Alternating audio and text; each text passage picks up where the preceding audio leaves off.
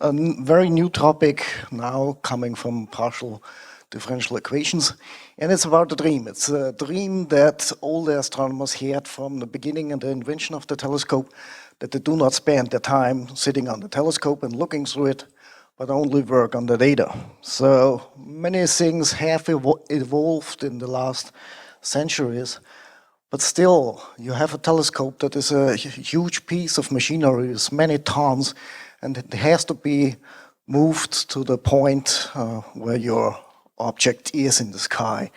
And no machine is capable of doing that to the required precision. We require sub-arc second precision. Just consider the moon has almost 2,000 arc seconds as you see it in the sky. So you place your tons of equipment to a point in the sky that is 2,000ths of the diameter of the moon. And then the Earth has a nasty habit that it rotates, so you have to follow that point also with the same precision. There's no machinery that can do that unchecked with that precision. And the same is true for the telescope focus. Well, that's special. Today we have software that uses that checks, that does these checks for us. But we want to go further. We want to operate the telescope not by issuing some commands, but just by sitting in our office and do everything else. Well, that thing started almost 20 years ago, so it is a long-standing project. And we had the nice opportunity that we had a piece of hardware that we wrote the software to, and this piece of hardware consisted of 2 telescopes. So they look similar, but they're doing rather distinct science, and that would be then another talk going into astronomical details of that. But we were basically thrown at the question, what do we want? So we have something like a generic workflow. We start with moving the telescope, or the dome if there's a dome. Then we have to acquire the position. That it means once you are tentatively there, then you have to point the telescope really to this sub-arc second position that you want, that you're there. Then you have to start tracking the telescope to follow this point. This is the guiding thing. And then you do your experiment, or mostly your exposure. So if everything works fine, it's not so hard to implement, but of course, many things can happen during that. And all these errors that occur might need different strategies to be resolved. So what we, in almost 20 years ago, started to think, okay, we want to split everything in some tasks that you can do in parallel, and some that has to be purely sequential. You want something like a watchdog. If some job does not finish in the expected time, then you would raise an error, and this error should allow to alter or abort the sequence. And of course, you wanted some conditional branches and loops, and at that time there was not really a workflow engine around, so we invented our own one. And it's, well, at that time everything was XML, so we had an XML workflow. Yeah, we have this task that are done in parallel, and then you have the steps that are executed in sequential things. We have some looping conditions, and we can issue exception if something bad or unexpected happens. Nice thing about this is whenever you add new devices to your telescope, you simply have to define commands that this new device is capable of handling, and then put that into this template, and you can start operating without any change in the software that is running that thing. So the principal thing is, however you name your things, we name it telescope, adapter, spectrograph, it could be anything that has something like the commands that are passed not only from one node, but also from different nodes. Where's the light? Is that here? Nope.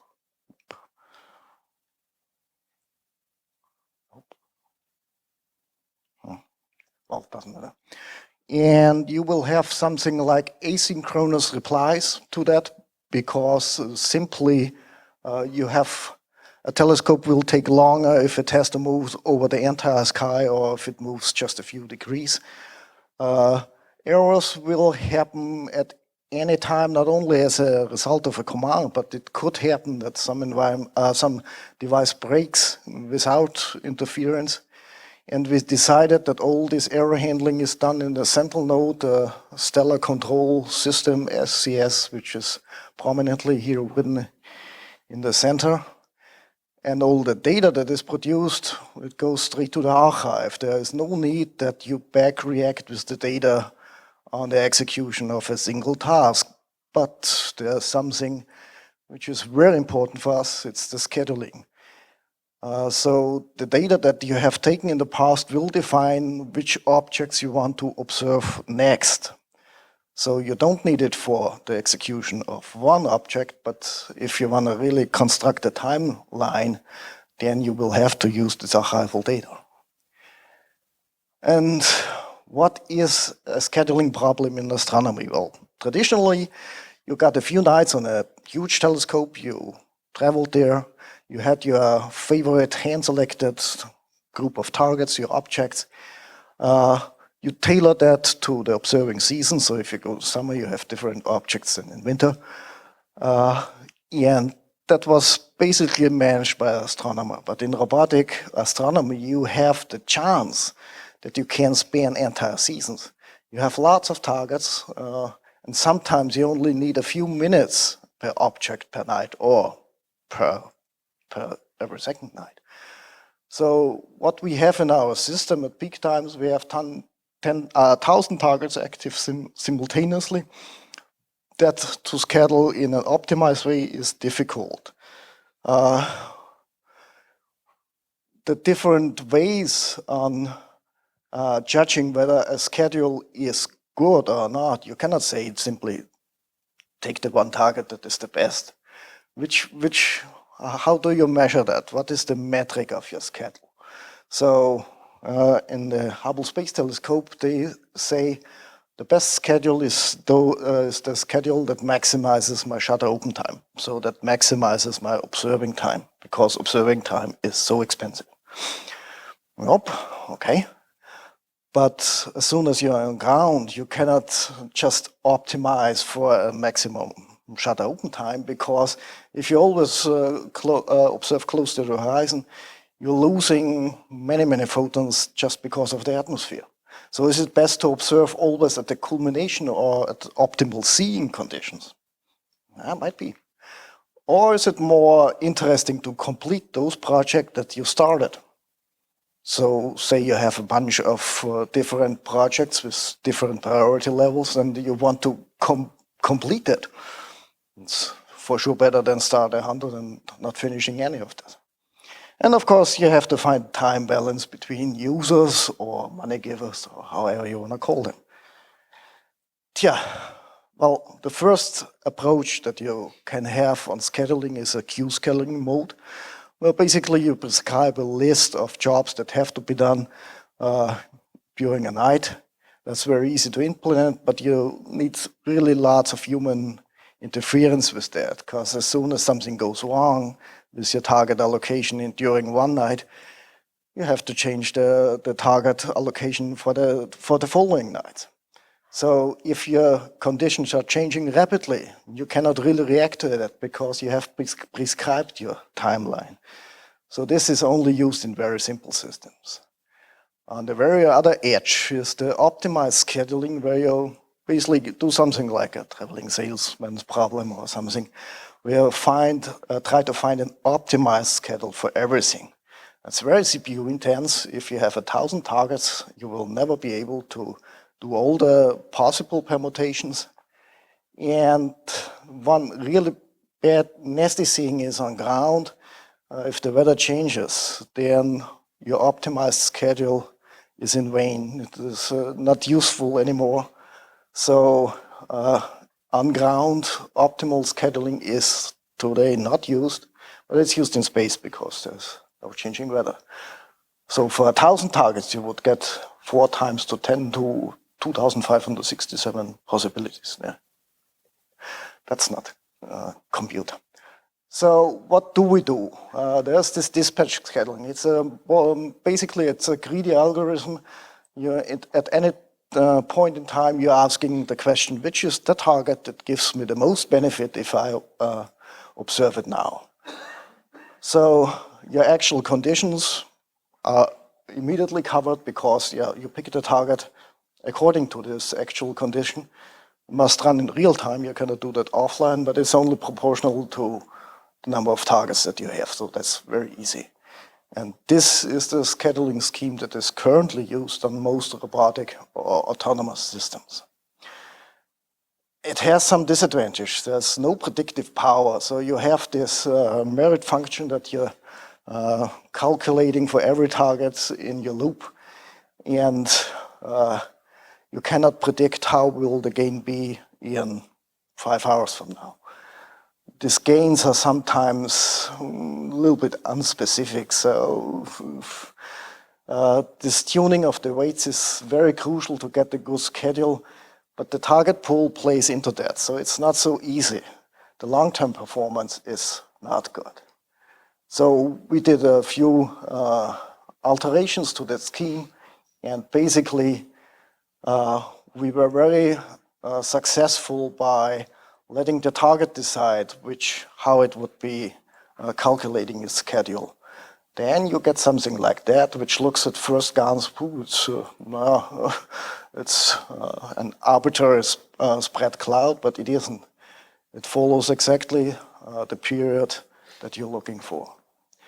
So if you put that all together, we have that central node where you have the user-supplied database, the target database that goes into the scheduler who picks the currently most rewarding object, merges that with a template, puts that into the sequencer that yields an actual workflow out of that, and then you do that handling. Is it portable? It's 20 years old, so it's Java. So in principle, you can use that for any parallelized sequential task flow that you want. You just have to define your possible command, put them together such that it contributes to a workflow in an XML file, and then you just have to implement your command servers and to configure that central node. So, and that brings me already to the conclusions. To my opinion, the robotic telescopes are those astronomical instruments that are best suited for long-term programs where you have many targets that you want to observe. You can almost instantaneously react to transient objects. There are many classes of unpredictable objects in astronomy. One of the most known ones are gamma ray bursts, things that go off unexpectedly. And with robotic telescopes, you can be on target within, well, we do it in 5 minutes because it's a big telescope. Some do it within 30 seconds. But if there's a single human in the loop, you will never be able to do it within minutes. And the cost effectivity of robotic telescopes is also very great. Once you have it in place, it basically does the work for you. But it's, I tell you from my experience, keeping such a project alive for more than a decade, that's not easy because resource funding, you all know that it's project-based, 3 years, 5 years, and then you have to invent new things to get for some more funding. Yeah, and of course the software requirements for a robotic telescope, well, that's more for the astronomer community. They want to build telescopes and think the most work is in the telescopes, but the software requirement for operating such a telescope, you should never underestimate that. Yeah, that's it.